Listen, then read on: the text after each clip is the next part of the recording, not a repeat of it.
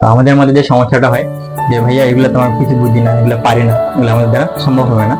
এই বইটা একটু ক্রিটিক্যাল হলো, কিন্তু আমি মনে করি যে তুমি যদি ধারাবাহিক চেষ্টা করো তোমার দ্বারাই সম্ভব। কারণ আমি একজন স্টুডেন্ট, পড়াশোনার যে চ্যালেঞ্জটা, যে কষ্টটা, যে অলসতাটা, এটা কিন্তু আমিও বুঝি।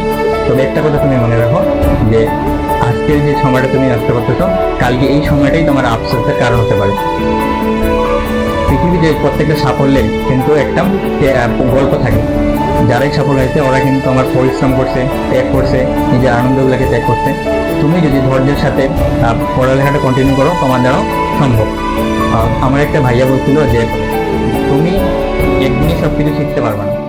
আমি বলতেছি কি যে তুমি একটু করে হলে শিখো, দিনটাকে তুমি গ্যাপ রাখিও না, ওই দিনটার মধ্যে সবকিছু তোমাকে শেখার লাগবে না, কিছু হলে শিখো, সময়টাকে কাজে লাগাও। তো আল্লাহ কিন্তু পরিশ্রমীকে আরো পরিশ্রমকে ঠকায় না। তুমি পরিশ্রমী হও, কতটা করতে দিয়ে দিও, তোমার নিজের জন্য না হলেও তোমার পরিবারের জন্য, তোমার উপর যারা আশা রাখছে তাদের জন্য হলে তুমি তোমার পড়ালেখাটাকে কন্টিনিউ করো। কিছু না ভাইয়া, এগুলা কিছু না। তুমি যদি ধারাবাহিকভাবে করতে থাকো অবশ্যই তোমার দ্বারাই সম্ভব।